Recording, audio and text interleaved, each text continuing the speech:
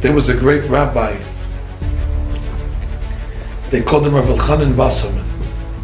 He came to America once to collect money for the yeshiva in Baranovich, Poland, Europe.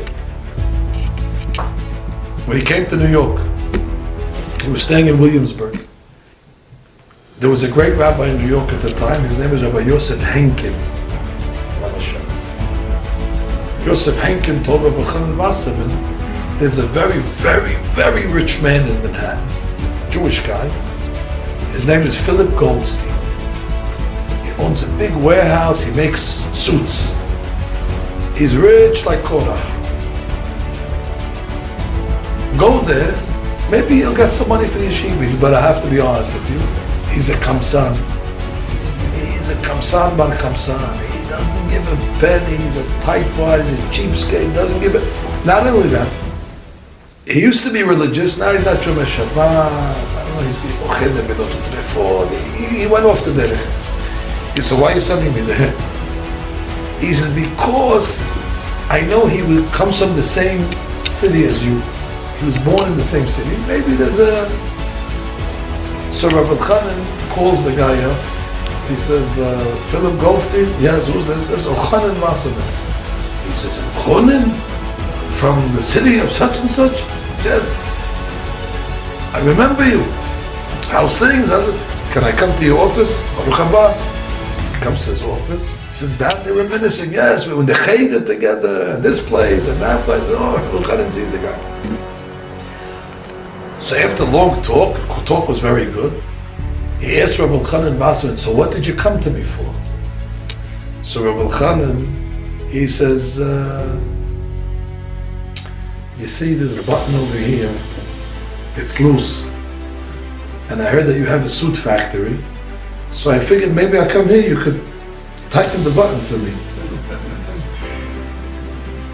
He says, you came all the way from Williamsburg to here so I can sew a button for you? He says, no, I came all the way from Lithuania to here so you can sew the button for me. He says, forget about the button, I'll give you a new suit. We have all these, I like my suit, I just need the button to be, please, if you cannot help me, I'll go somewhere else. No, we can help you. He takes him into the tailor shop. He says, Rabbi, while you're here, the other buttons also, don't touch the other buttons. Only this button. He says, Rabbi, very strange. You came all the way from Lithuania to here. You found, yes, I looked you up. I found that you're the suit guy. I said, you're my friend. You'll do it for me. He says, that can't be the reason why you came over here. It cannot be. It makes no sense. I said, that's the reason I came here, to fix the button. He fixed the button. He says, thank you, Philip. Nice to see you. Shalom Kulilitz. That night, Philip Goldstein cannot sleep. Like a Hashverosh.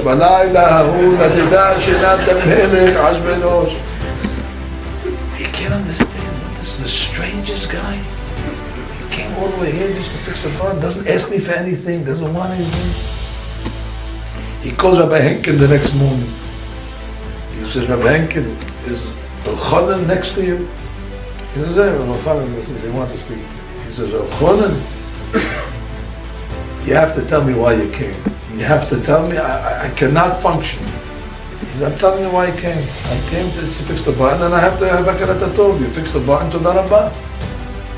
He says, please come to my office, I need to talk. He comes to the office. He gets to his office again, he says, please, I'm asking you one last time. Why did you come? He says, I'm insulted. I keep on telling you the reason. He says, but the reason doesn't make sense. Nobody's going to come from the other end of the world to here just so I could sew a button. So that's the reason. I'm also insulted that you keep on asking, and therefore I'm leaving. He walks out. On the way down, he chases him downstairs. He blocks him from the elevator. He says, I'm not letting you leave. I'll give you all the money for the yeshiva. I'll give you all. He says, he tells them, I didn't come for money.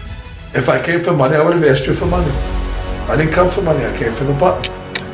He says, it makes no sense that you would travel to the end of the world to fix a button.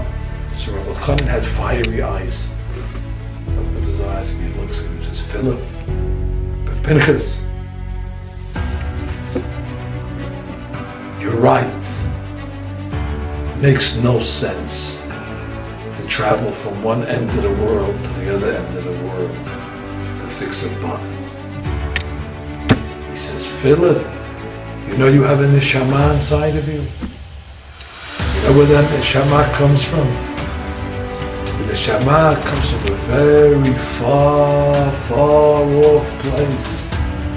The neshama comes from the seventh heaven. You know how far the seventh heaven is? Much further than the Lithuania is to New York. And in between each heaven there's 500 years distance, the Gemara says. And therefore your neshama comes from a place that's thousands, if not millions of light years away. And God takes the neshama that comes from a far place and sends it all the way down. Philip, why did your neshama come from such a far place? So you can make suits? So you can make buttons? Just like you cannot accept that I came from Lithuania to fix a button, you cannot accept that the neshama was sent from a far place to make buttons. That's not the purpose of life, to make buttons, and to make suits, and to make widgets, and to make merchandise, and to sell. That's as ridiculous as it sounds like me coming to fix a button. Therefore, you must have come for a higher purpose. What happened to you, Philip? He starts to cry, like a baby. In one word of Rabbi Eli Mansour, he turned him around. And he made him Baal Teshuvah. We don't come from a local destination. We originate from a very far off place. And you have to think to yourself, why would God send us to such a far place? Must be there's a purpose. Must be there's a special reason. And that reason is this, the Torah Kedoshah. Therefore I say to Botai, we must not forget our purpose. We must not forget our reason.